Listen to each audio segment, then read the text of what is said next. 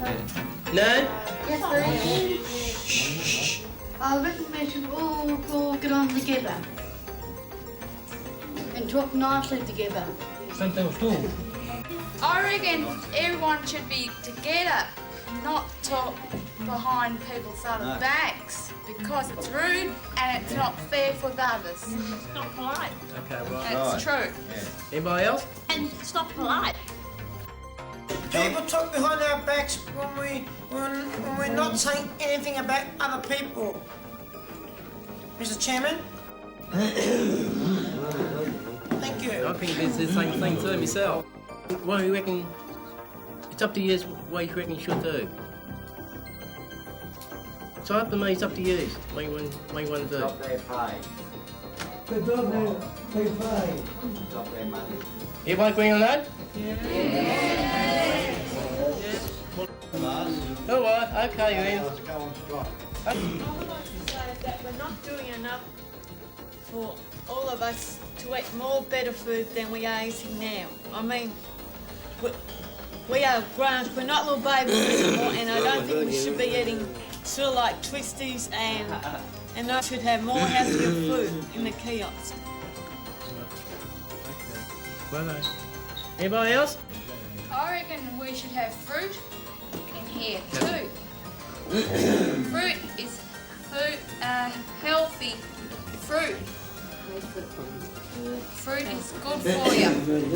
Keeps everything. Like bananas, you can't. That's fat. Apples is all right. Mandarins is good because it's all good for you and it keeps you healthy. Strong too. I reckon we should have yogurt in the kiosk too. And healthy food. More cans. Yes, sir. Hands up high. Who? Put your hands up. Health food. Health food in the canteen. So look, the committee will look into it. Yeah, committee go look into it.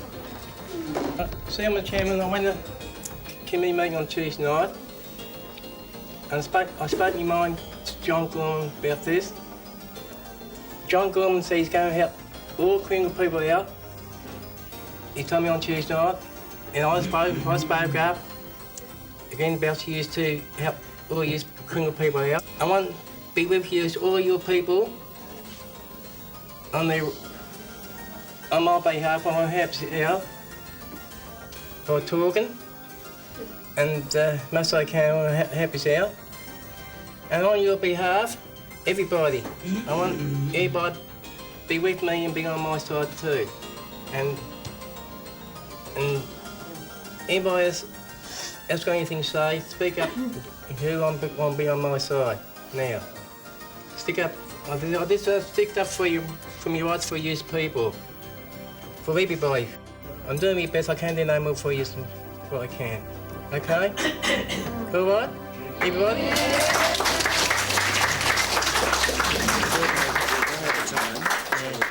Well, we've had a meeting. This is our second meeting. We had our first meeting a couple of weeks ago, which I thought was very good. When we first started, we never had any meetings at all like this. I think it's really good now that we're all together and be able to talk about things without talking outside the workshop. I think we should talk it all together when we're all together. I mean, they're good. They're right talking about it because it helps everybody to learn, to do things for themselves, to speak for themselves. Half of them don't do it, but I mean, it's a good idea to have the meetings and talk up to themselves. If they don't, that's it. They've just been silly. It never occurred to all of us that some things were good and some were bad. We never had time. I think now we should have more time to think about what we talked about and plan more. I didn't bring it up then. I didn't bring all those things that they're brought up now. No way. It's about time they brought it up right now. Should be changed. Why not? They've got their rights. Well, there is a thrust towards consumer involvement, and as part of that, we wanted to have our employees, our clients, involved at the committee level. And we thought that the best way to have a link was rather than just us saying we wanted this person and that person. We thought that they should be representative of their fellow employees. So we decided that there should be set up an employee representative committee. People that have got onto the committee have really developed because they've not been used to it, they've taken time to feel confident and to speak up.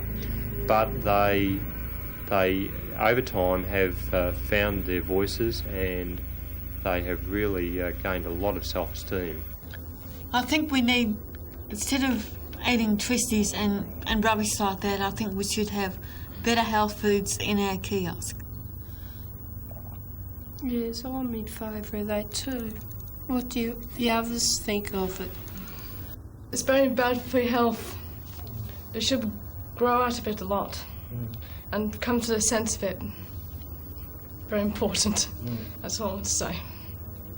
I know some people do like lollies and that. I know some people do like lollies. I know because they go there for lollies. I know. Buy lollies. I know. But I think lollies are rubbish too, because besides the food, I reckon lollies and twisties and cheezels and all that should be stopped. Because I reckon too much of them are not caring about their own health. I think they should choose. I don't think. Well, how about making half and half sweet and half? I was going to suggest, Wally, why don't people take a vote? Yeah. Exactly. Take a vote. Yeah. No worries. Yeah, take a vote on it. Who would like to go around and ask people or take a vote on it? I would. I feel the committee that I'm in at the moment, which is the meetings I go to, I have spoken up a few times to say what I really wanted to say, and they're really pleased at what I've said. It's really hard to say something at a committee meeting if no one will bring it up to yourself, and then you want to say something yourself. And I feel in March I went up to Melbourne to a conference, Compo, and I spoke up there, and it was between 200 people and 300 people about independent living skills and wages. I said, the employees where I come from are not happy with their wages, and we want more money. And I don't know if we're going to get more money or what. I'm not too sure what's happening at the moment with our wages. But I said that's what the employees want. I've been here a long time, a real long time. I want to do more. Get out and make new friends and do new jobs and everything. Because I think we need new friends so they can understand us and we can understand them. I think maybe more people will get more jobs and leave. I think that's what the future should be all about. People getting out and meeting new people and, enjoying themselves.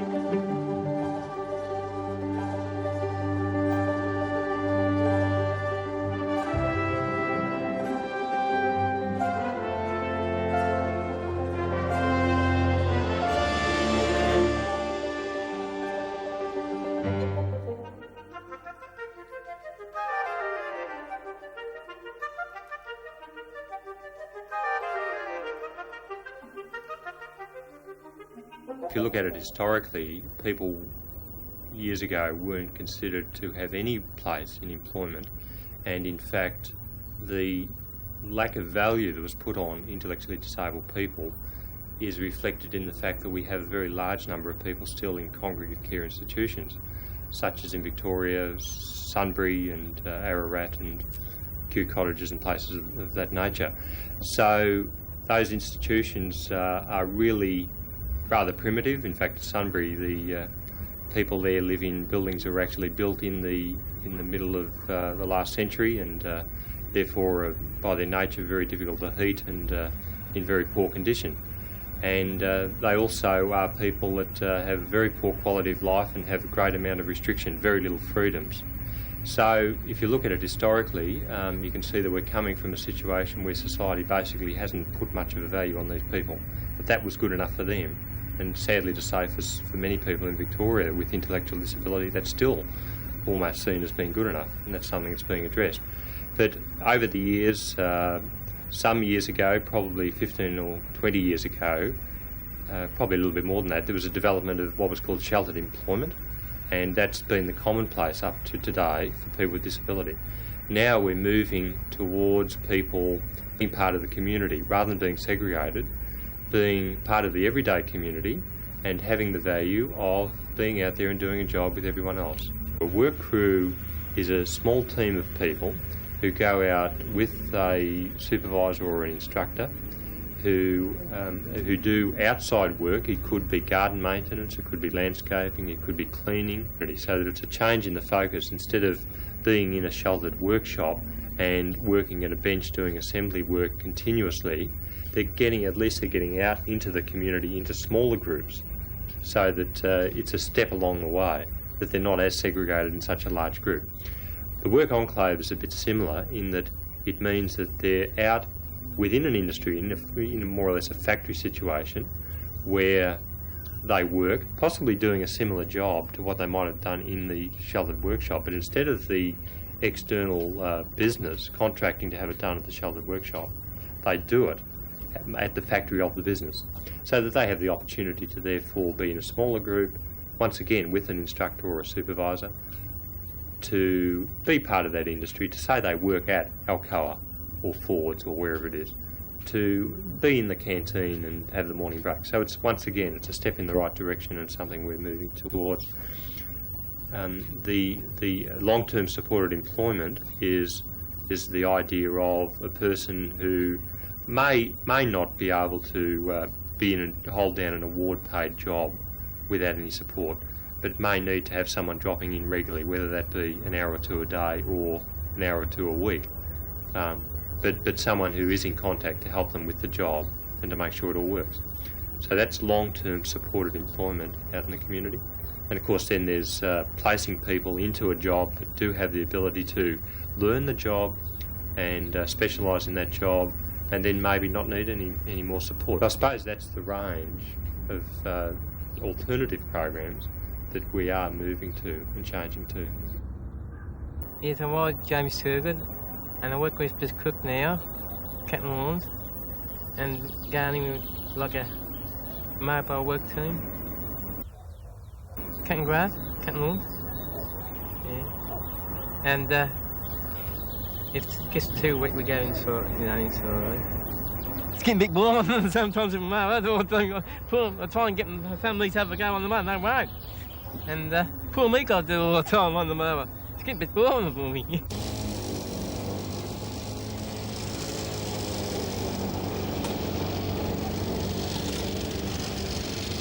Well, I'm doing my best and help bring people out in the way because they live with some half a little bit handicapped, like myself.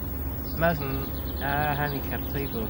It's just something delaying them, some worse than me. And I'm a little bit handicapped in two things. I can, with two town forces, cooking when my downfall is, I've done my best when my first mother died. I done my best for my family. Just couldn't. No, I couldn't. I cooked little meals, couldn't cook rice for nothing. That's my one downfall. And me washing, that's my second downfall.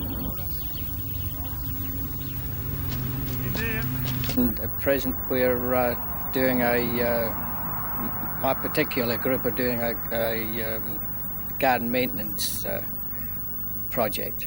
We've been going for probably about a year now, and the ultimate aim is that one of the group will get his licence again, which he let go a few years ago, but we hope to get it back again, and he then can then take that particular group out and do the job that they've been trained to do, and which will enable me then to get another group and train them to do the same thing in the future.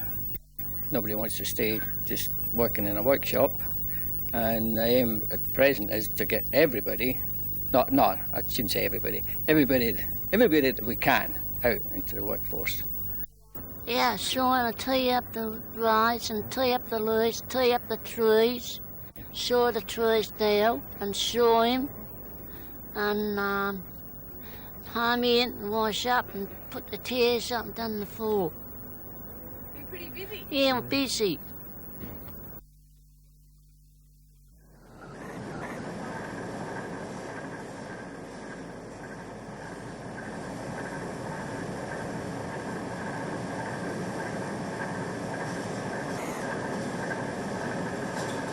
My name is Jill Coates. I work at Palace Pottery and I scrape the pots and sponge them. I like it more than the workshop is because you get to meet different people. You're working with people that haven't got disability, like they treat you like a different person than what the workshop does.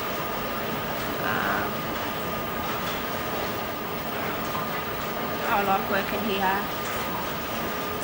because it's outside of the workshop. I think there's about 40 that want to get out, that have been in there all their life, want to experience something else. But there's one girl, she's getting on, and so's her parent. The parent want them to come out of the workshop. She started at school when she was 6 or 7, but now she's 40 and she's been in the workshop all her life. I'd like to get out, but doesn't think she can cope. But you don't know until you get out. So I didn't think I would be able to.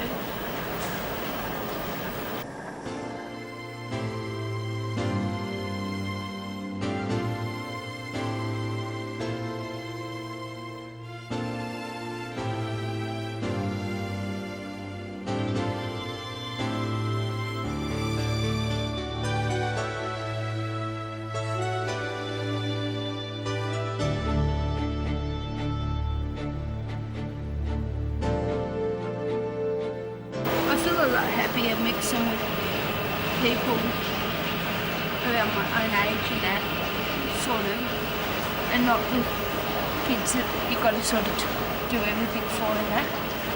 But with the workshops, you sort of got to watch what you say and that, where here, they're a lot more, and can take a bit more. I have lunch with Kate. We talk about work. And she told me that she bought a house, and her and her fiance are getting married. More or less, we talked about families. Caroline's alright. She's a good teacher. Like she shows us, if someone new comes in, she'll sit for a day or half a day and sit and show them what to do. More or less stay around where we can, if we need her. We can ask. Because I've never worked with disabled before. I mean, it's a new experience for me, and it's a new experience for them, you know, getting out of the workshop. So to me, it's, I think it's really great. And as long as they enjoy the work and keep coming and keep up with work, and as long as, you know, it stays a good environment for them, so it's good. We're It's showing me how to use the calculator, so when I do my parts, I don't have to get the others to add them up for me. I'll be able to do that myself. Like the bus talked to my mum to get her to sort of see what I was doing and how I was enjoying it, and sort of made her realise that she can't hang on to me all the time.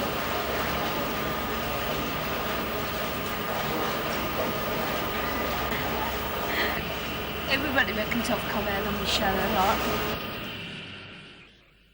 I'm Paul Martin. I work at Bay City Cabs, and we do car detailing and car washes, and fill up various customers with gas and petrol as well.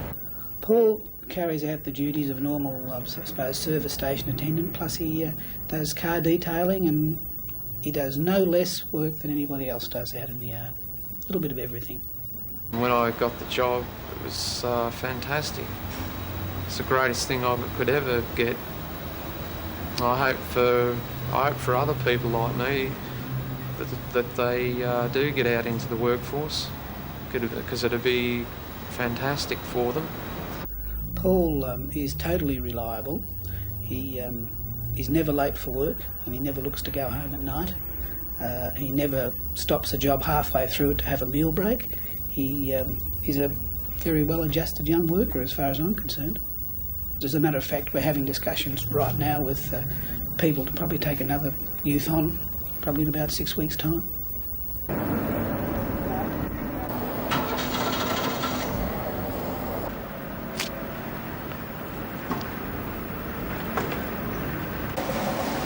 When you take a person on, make sure that you're prepared to be patient with them, and also what we've tried here is have it that Paul's always got somebody high up the ladder that he can go and have a talk to. In my case, Paul's basically adopted me, and if he's got any problems we can't sort out, he comes and talks to me, and we always sort them out.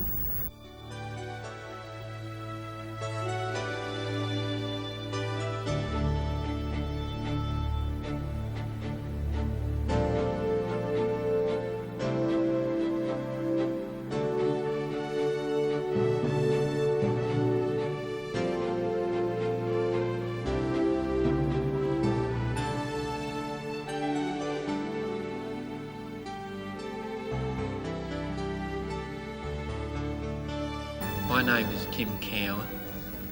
I work at the Carbon lights? oh yeah, Carbon lights, something like that. What sort of work do you do there, Tim? I pick strawberries, blueberries, blackberries, cut the grass, whippersnapper,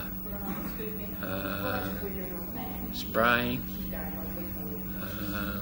pulling out weeds. What else is there? Well, I go from my place to the bus stop, and then I lock my bike up near the garage. Then I wait for the bus to come, and the bus takes me to Queen's Ocean Road, and then it goes on to Queen's Cliff, and then I get I ride my bike from the farm, and then I go to work. Tim goes very, very well. His work is quite good, and he's starting to develop in having ideas and creating things himself, such as a bench that's full of buckets, and Tim will say, do you think we should put some hooks up on the wall, which we might not have thought of because we've been so busy with all the other little bits and pieces. So Tim is starting to develop another area in his life, I think. Most of them are saying that it opens up a new door.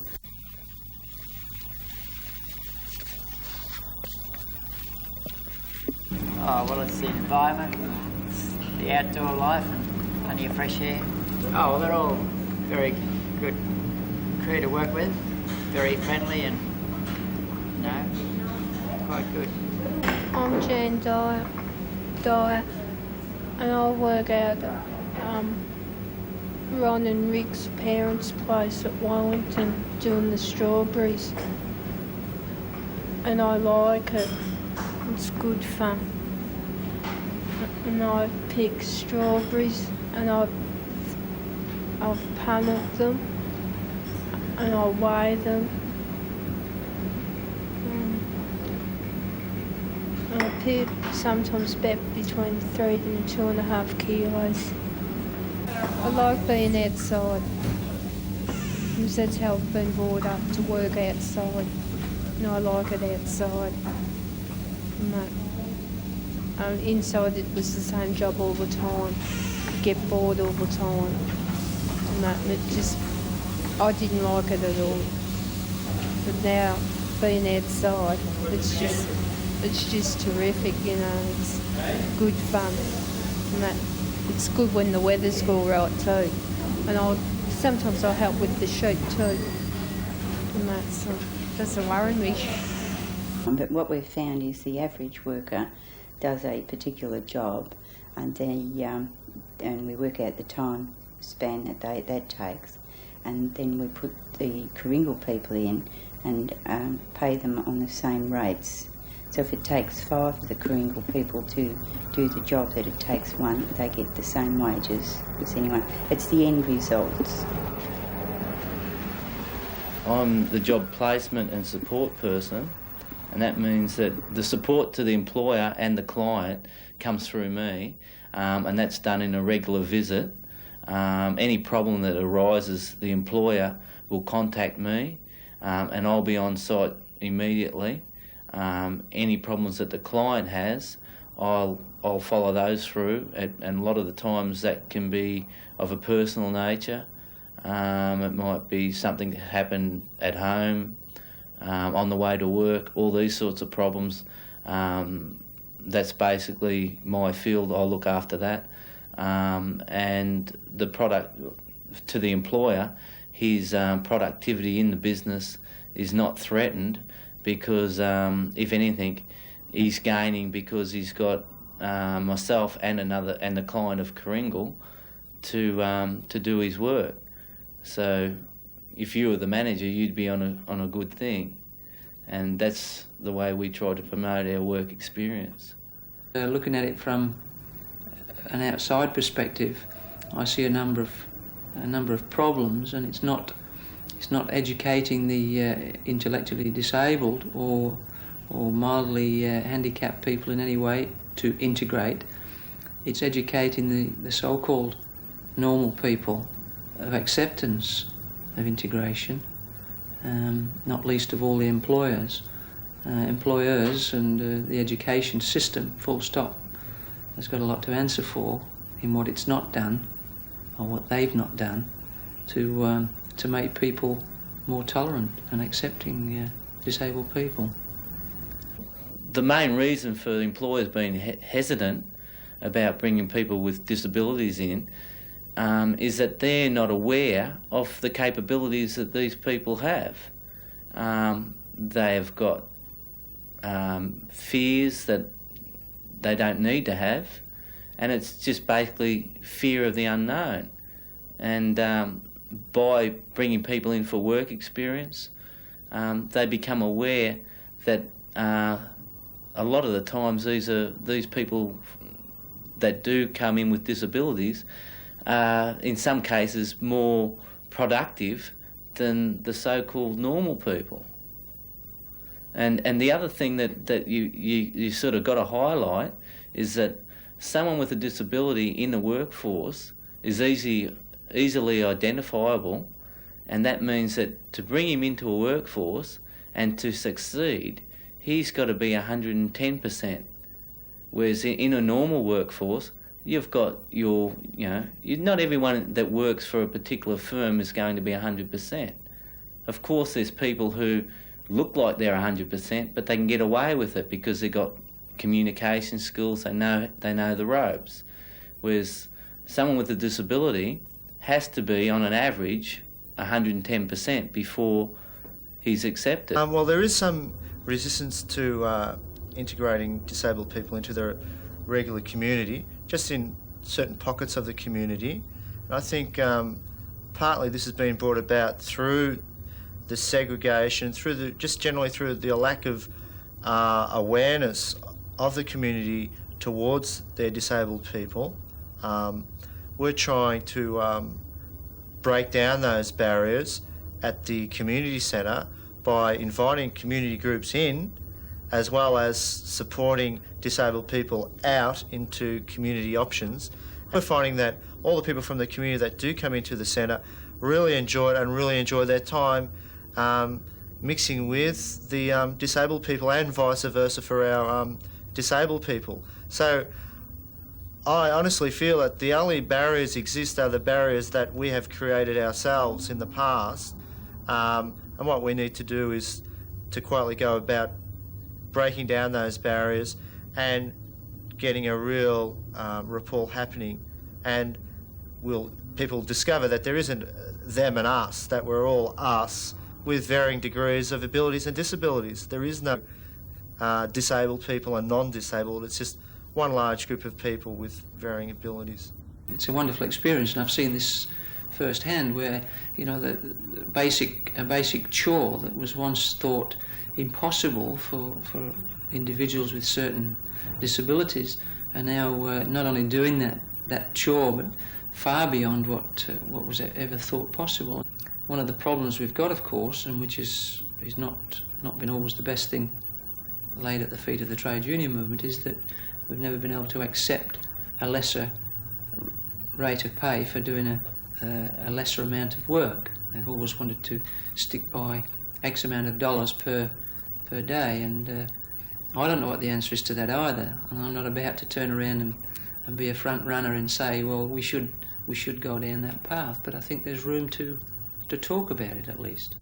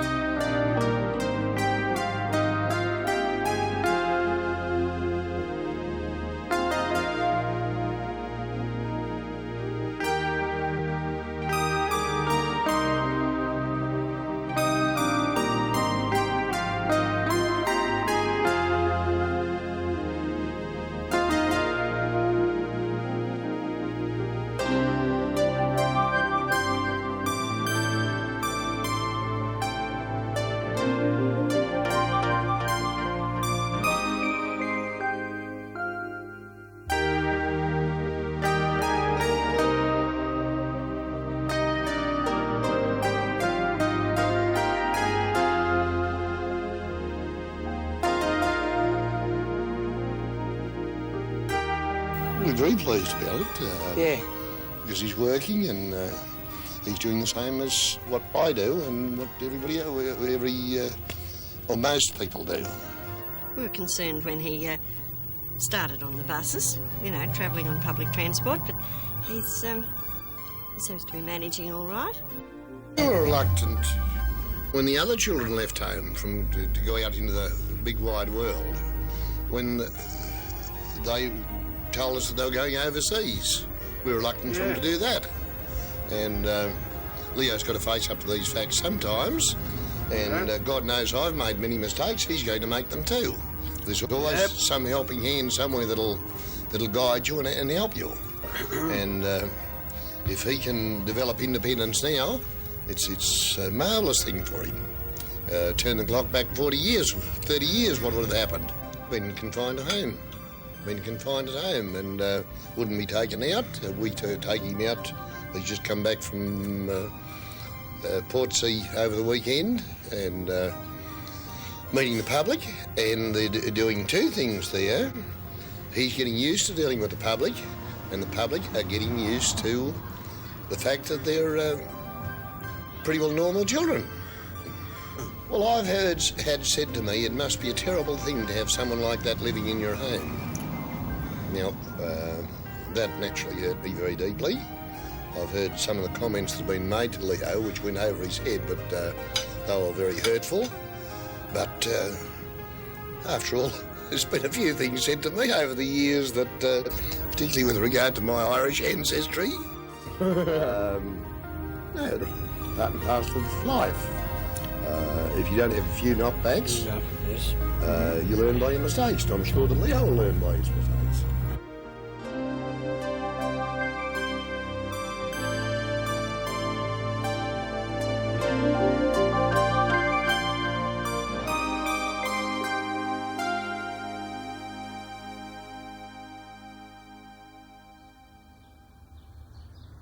Why I'm coming in here is to learn more skills.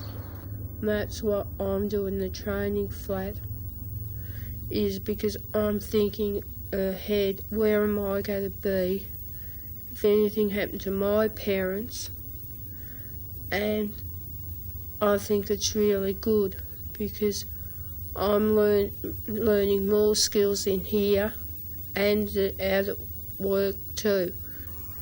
And when I go back home, it's a big difference. It's I just don't do much out there, but when I'm in here, I cook, I do my washing, I make me bed, I'll go to work, and then you come back here and then you can sit and have a talk and a cuppa and then watch TV and then prepare, about 4:30 prepare your tea and that. I'll have the skills to one day to move out independently by myself. Fiona gave me this book and it's called Every Woman, and I'm learning a bit more about how the woman becomes from a child to a woman, and I'm learning a bit more about that. Because if you go out somewhere, something could happen to you, and then you'd be in trouble, so it's better to learn about it now. You know that there's people outside, and when you probably walk down the street, or people are so unfortunately than say me, and they just might laugh behind people's backs, and I reckon that's not right. They should not laugh at a person with a disability, because I feel like saying, well, how would you like to be handicapped or disability or something, and people that are not really nasty to other people, which probably haven't got a leg or an arm or a hand which they can't write, and you think you're very lucky you've got a hand and you can walk, but there's people around that will never be able to walk again. They were in wheelchairs all their life, and I just feel so angry that this isn't. I reckon it's not fair on these people that are in these homes, the institutions. They should be out if we can get, if people can help them. I feel that, it just makes me so mad that there's so many people there,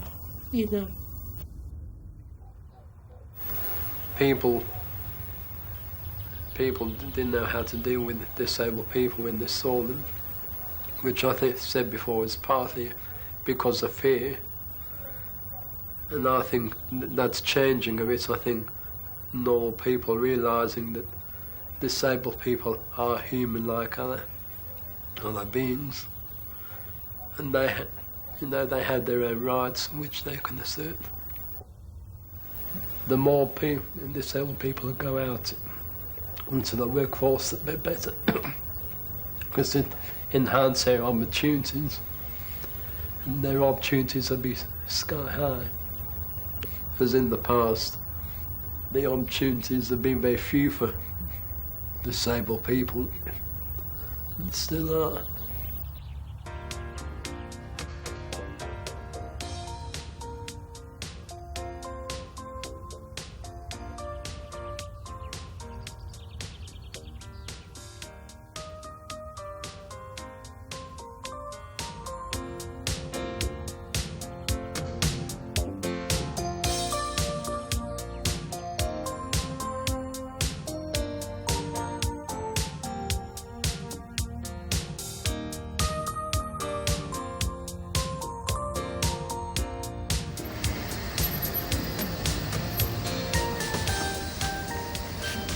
G'day, John. Linda, mate. Thank you. Hello, last friend. How are you?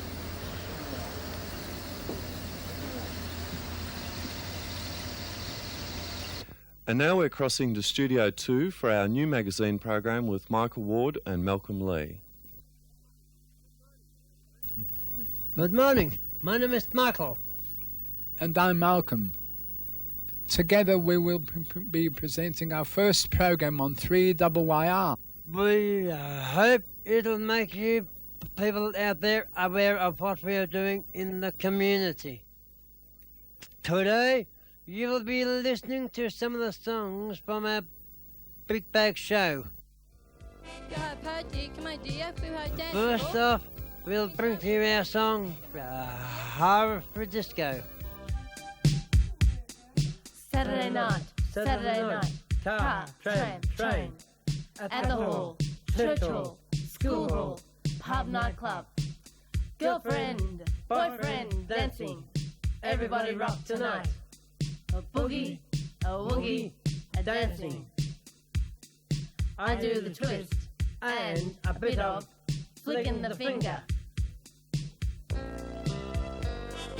Come on, Bill. Go hard pay, dear. Come on. We'll go sing a birthday pay. Come on, people, keep going. Second night. Second disco, hurry disco. Go pay, dear. Come on, people. Well, let's put it this way.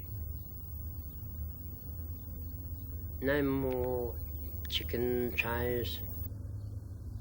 You prefer doing chicken trays or every day for the past 9 years of life. I have it.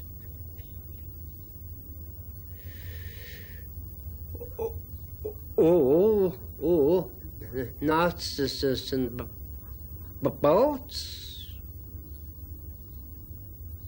Person shovels for the toilets and whatever there is.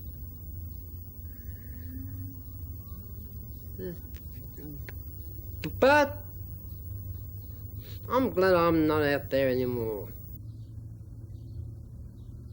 There's another door to open.